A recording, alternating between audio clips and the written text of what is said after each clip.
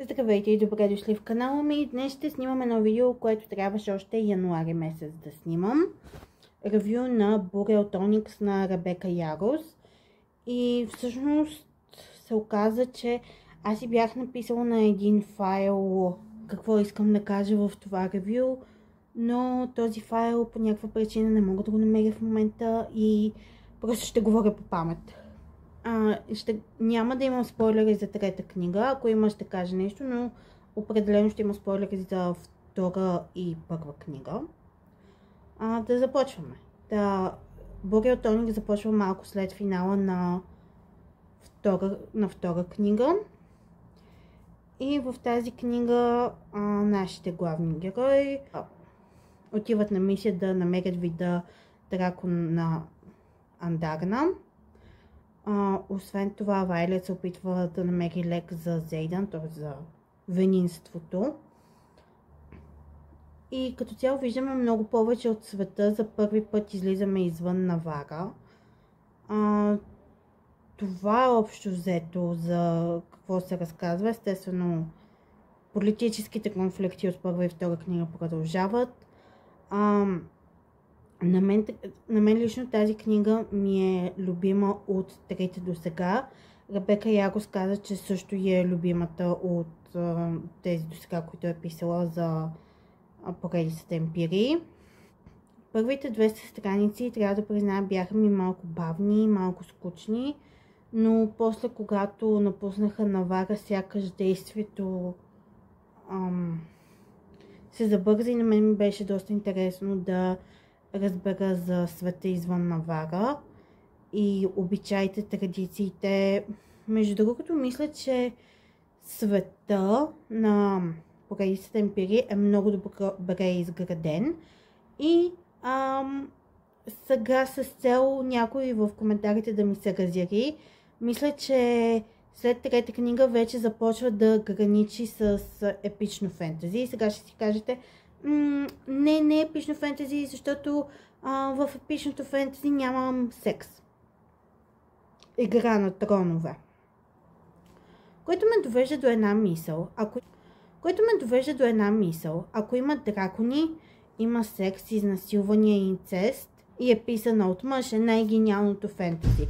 Но ако има дракони и от време на време двама души по съгласие правят секс и е писано от жена, е простотия. И между другото, цялата поредица, аз когато започнах да я чета, започнах да чета Емпирия от любопитство и очаквах по начина, по който тази книга се представя във Facebook групите. Очаквах един вид на всяка страница да сещате се. Но всъщност в първата книга имаше само 2 такива сцени, така че не знам за какво е всичката тази врява. В тази книга също имаше доста малко сцени. Всъщност мисля, че това е най-непикантната книга от трите.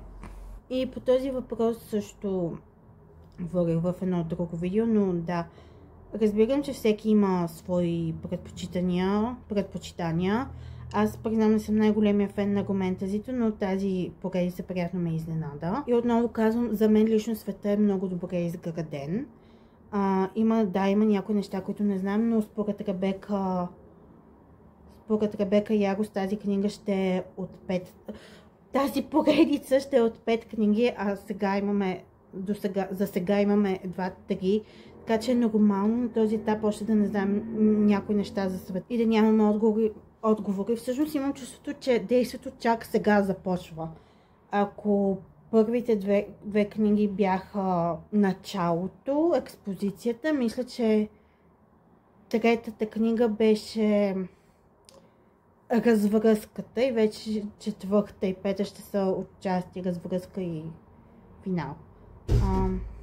Мисля, че за това знам, че има много хора, които се оплакват, че нямаме много отговори, нищо не се отговори, никой не знае какво се случва. Според мен това е нормално, предвид, че едва трета книга от 5. И на мен финала много ми хареса. Беше доста... Всъщност финала на втора книга беше доста неочакван за романтази поредица, но тук също финалът е неочакван за романтази поредица и не само за романтази, но и като цяло за фентази, защото обикновено любовната история има някакъв хепи енд. Като заговорихме за любовна история, нещо, което ми хареса, беше, че тук нямаше толкова много леготи между Зейдън и Вайлет, както във втора книга. Единственото нещо, което не ми хареса, това ще е лек спойлер. И то е свързан с отношенията на Зейдън и Вайлет. И не е това, което си мислите. Но имаше един момент, в който се оказа, че Зейдън ще преподава нов предмет в университета в Базгаят. И сега не могат с Вайлет да се заедно, защото той е професор. И на мен това малко не ми допадна. Това е единственото негативно, което имам да кажа за тази. Беше ми малко за какво го правим? За какво? Като всъщност доста преди финала на книгата Зейдън каза, че напуска тази позиция, почти веднага след като се върнаха от мисията. И за какво беше това? Кому беше нужно? Нямам чувството, че добави нищо към историята, просто е и така. Но да, това е единственото, което негативно, което имам да кажа. Сега преминаваме частта с теориите, които ще имат спойлери. Между другото, това също е лек спойлер, но ми харесва как Ребека Ярос изобщо не щади героите си. И има един писателски съвет: не се страхувайте да убиете любимците си, и нека кажем, че Ребека го приема буквално.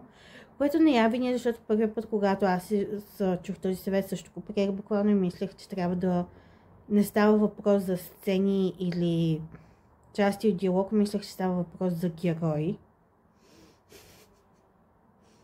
Да. Но това ми харесва, как Ребека не щади героите си, и както повечето фентези и романтези автори, и просто подгответе се емоционално за тази книга, не само за отношенията между Вайлет и Зейдън. Това всъщност ви е най-малкото притеснение. Наистина беше доста емоционална. А сега преминаваме частта към теориите, които ще има спойлери за трета книга. Така, моята една теория е, разбираме в Бореотоникс, че Вайлет може да влиза в сънищата на другите. Това е в нейния втори печат, печата на Андарна, от Андарна по-точно. И Ребека беше казала в интервю, че всъщност знаем много малко за втория и печат. И си мисля, ако нейната способност не е толкова да влиза в сънищата на хората, колкото да влиза в съзнанието им, и просто успява тази сила да се манифестира в началото само в сън, защото тогава си най-уязвим и затова по-лесно да може да прониква в сънищата на другите, всъщност да може да броди и съзнанието на другите.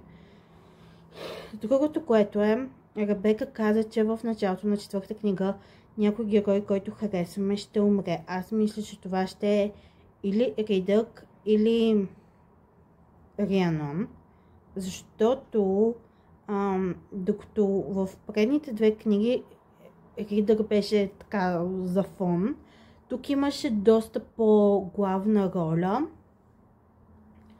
и много хора започнаха да го харесват след тази книга, докато преди не му обръщаха толкова внимание. И имаше глава от гледната точка на Рианон и виждаме как тя беше готова да се пожертва за Вайлет, така че мисля, че човека, който ще умре, или ще е Ридък, или ще е Рианон.